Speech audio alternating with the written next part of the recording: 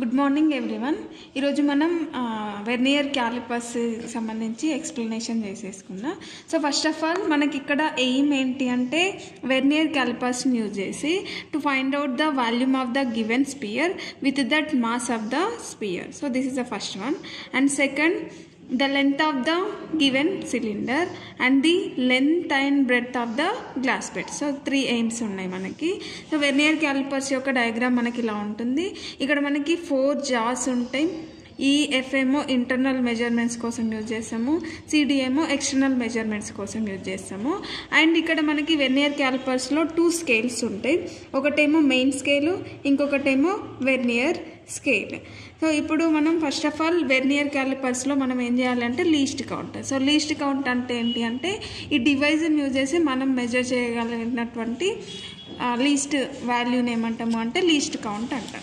So యాక్చువల్గా least కౌంట్కి formula ఏంటి అంటే 1 main scale division by number of the vernier scales. So here VC అంటే vernier scale, MSD అంటే main scale division. So ఇక్కడ main scale అంటే మనకి ఎట్లా స్టార్ట్ అవుతుంది, 0.1, 0.2, 0.3. సో అట్లా ఒక్క డివిజన్ యొక్క వాల్యూ ఎంత ఉంటుంది అంటే 0.1 ఉంటుంది. అండ్ వెర్నియర్ స్కేల్లో ఎంత ఉంటుంది అంటే I will show you. So ఇది మన వెర్నియర్ క్యాలిపర్స్ కిట్. సో ఇది వెర్నియర్ స్కేల్. సో మనం ఇక్కడ ఈ సిలిండర్ తీసుకొని దీని వాల్యూమ్ని ఫైండ్ అవుట్ చేయాలి.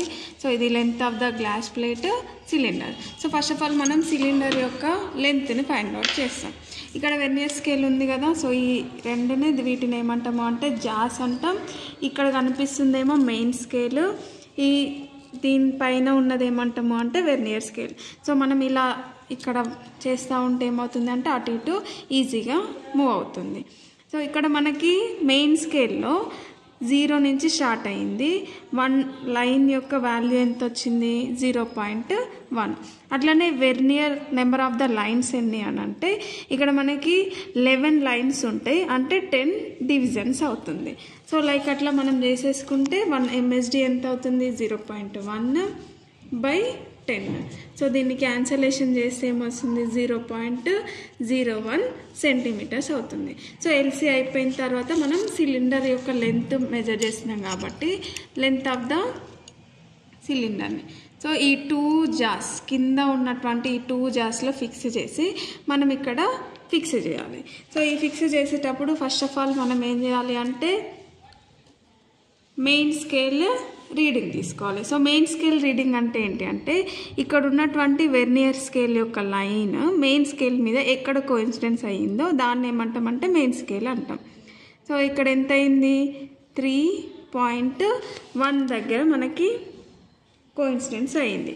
సో నెక్స్ట్ వచ్చేసి vernier coincidence. So vernier coincidence అంటే ఇక్కడ వెర్నియర్ క్యాలిపర్ స్కేల్ మీద ఉన్నటువంటి 11 లైన్స్లో మెయిన్ స్కేల్ తోటి ఎన్ని కలిసి ఉన్నాయి అని చెప్పేదాన్ని వెర్నియర్ కోఇన్సిడెన్స్ అంటాం. ఇక్కడ మనకు చూసుకుంటే ఇక్కడ ఒక లైన్ ఉంది 1, 2 అండ్ 3. సో అప్రాక్సిమేట్గా మనకి 3 వెర్నియర్ కోఇన్సిడెన్స్ అనేది జరిగింది. సో నెక్స్ట్ ఏం చేయాలి అంటే ఈ వెర్నియర్ కోఇన్సిడెన్స్ తోటి ఇంటూ దీన్ని N అనేసి అనుకుందాం. సో నెక్స్ట్ ఇది A, ఇది N అనుకుంటే అప్పుడు B = ఏమొస్తుంది అంటే N × LC, అంటే మెయిన్ స్కేల్ రీడింగ్ ఇంటూ మన LC చేసేసుకుంటే B వాల్యూ వస్తుంది. సో వెర్నియర్ స్కేల్ యొక్క రీడింగ్ ఎంత 3.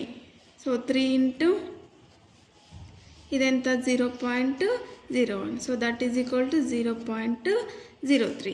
సో ఇప్పుడు నెక్స్ట్ ఏం చేయాలి అంటే మనకి టోటల్ రీడింగ్ కావాలి అని అంటే A + B తీసుకోవాలి ఇన్ సెంటీమీటర్లో.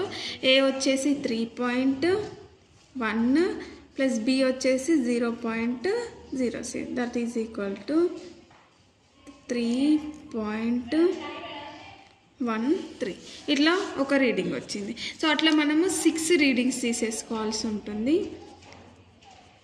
సో 6 రీడింగ్స్ వచ్చిన తర్వాత ఈ 6 వాల్యూస్కి మనం యావరేజ్ చేసేసుకుంటే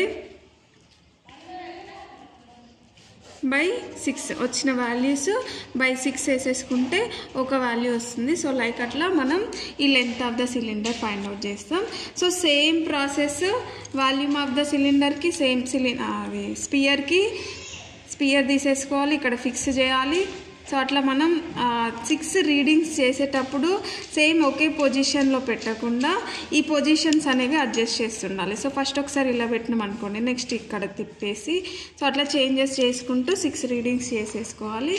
అండ్ ఆల్సో గ్లాస్ పెట్కి కూడా సంబంధించి అట్లనే వాల్యూస్ తీసేసుకుంటే మనకి వెర్నియర్ వాల్యూస్ అనేసి వస్తుంది. Thank you.